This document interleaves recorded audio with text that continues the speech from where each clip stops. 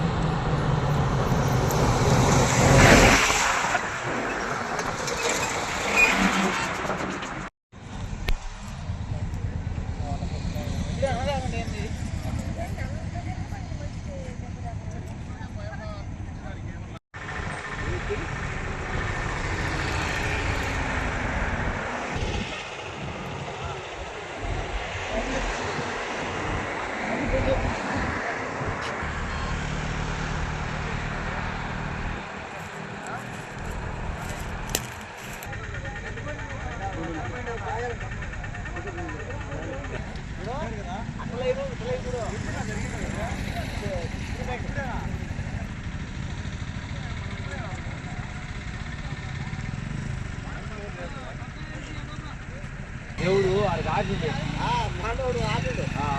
నూకలు ఉన్నాయి, గుండు మీద నూకలు ఉన్నాయి, ఉంటలయ్యి అది కానీ పూర్తిగా ఆనింటే వాళ్ళు పైసలు దాంట్లోనే మనుషులకి ఎంతమంది ఉన్నారు అట్లా ఏమో దగ్గర కరెంట్